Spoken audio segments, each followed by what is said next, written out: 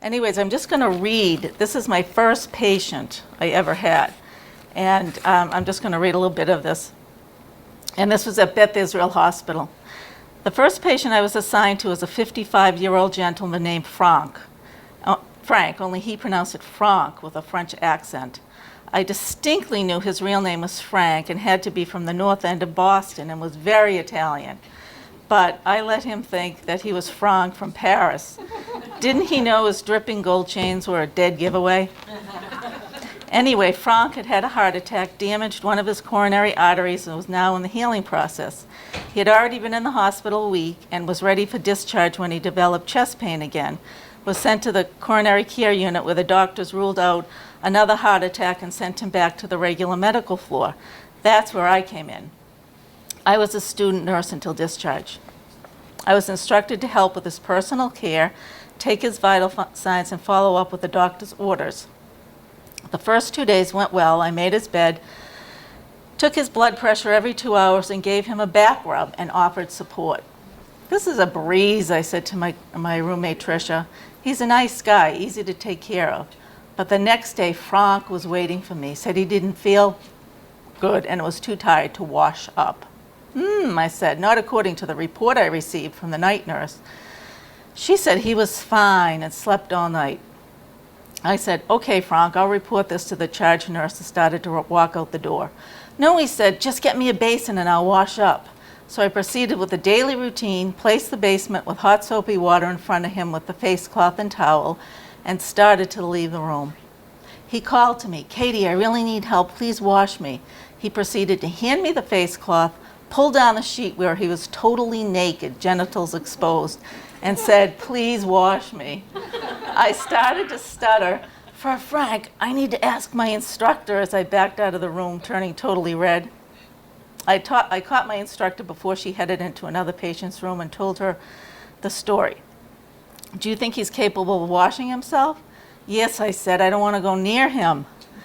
My instructor came back into the room, retook his vital signs, and pronounced him healthy enough to wash his own groin. So, to this day, I remember that. I was really frightened. So, anyways, that was the very beginning. And then I went on year by year, as I said. And I got to 1972 and 1973, and I really wanted to skip those years. I think I'll hop right over them. I didn't want to remember them.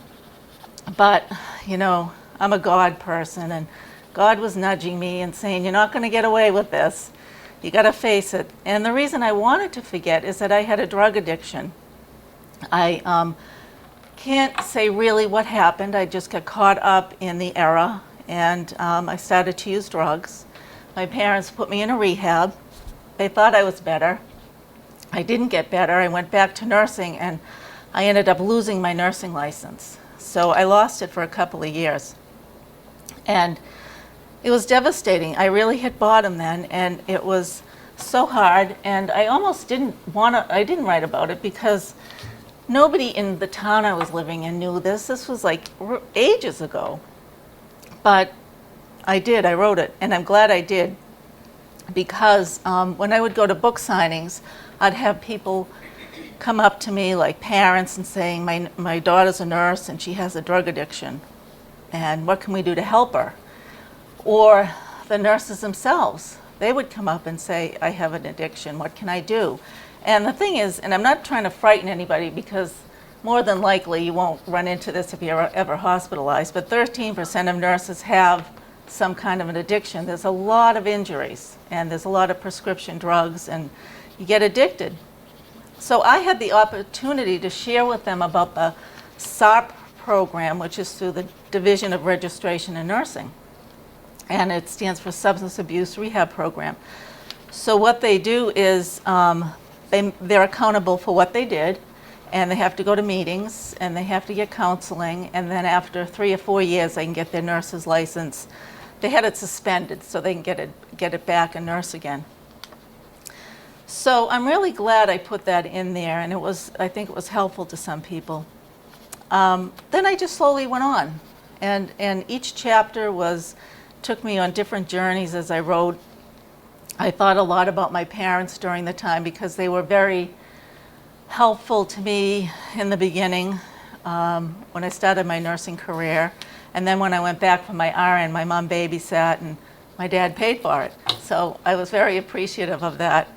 And I cover Medicare and HMOs and how it has really changed the system. Like I said in the beginning with Joe, I was able to go into his house twice a day and his insurance would cover it. That's almost unheard of now. If you have an injury or something, you're depending on family members to kick in. And with home care now, I mean, we have a lot of patients 85 and 90 years old and they have like ulcers on their legs or something. And we're expecting that 90-year-old patient's wife to take care of him and learn the dressing changes. There's something wrong with our system, there really is, but hopefully there will be changes. So as I said, my mom had a lot to do with my nursing school, so I just want to read you a little more about this. The title is End of the Journey. Excuse me. My mom had gotten sick in June of 1998. She was 92 years old and had never been sick a day in her life, and doctors couldn't find a definitive diagnosis for her. She's dwindling, my sister Denise's boyfriend Alan said. Alan is an ER doctor and therefore qualified to know. How often I had heard that term, dwindling and dying, but I didn't want to apply it to my mother. The fact was she was dwindling. She had lost her spirit, her will to live. Her beautiful green eyes were fading, getting closer to death every day. She was at the end of her journey. The beginning of July, she started dragging her left leg. Her doctor had her admitted to a rehab center to try and have a physical therapist work with her. But she developed a blood clot in her leg and went downhill from there. Her bowel perforated one night while Denise and I were visiting. She suddenly became cold and clammy, started to shiver, and then vomited up bile. The ambulance quickly transferred to the emergency room. After a CAT scan, she was diagnosed with cancer. A tumor was leaning on her bowel and caused it to perforate. For 48 hours, I watched the nurses and aides take care of my mom, rub her back, medicate her, turn and position her in bed, keep her pain-free. I watched this beautiful Scottish woman who had brought me into this world slowly slip from it. Each of her 7 children got to spend alone time with her before she died. I held her hand Sunday morning, heard her bracelet jingle, a familiar sound, and it was a bracelet with charms of all her children on it, something she never removed. My mom turned, looked at me and said, "Am I dying, Kate?"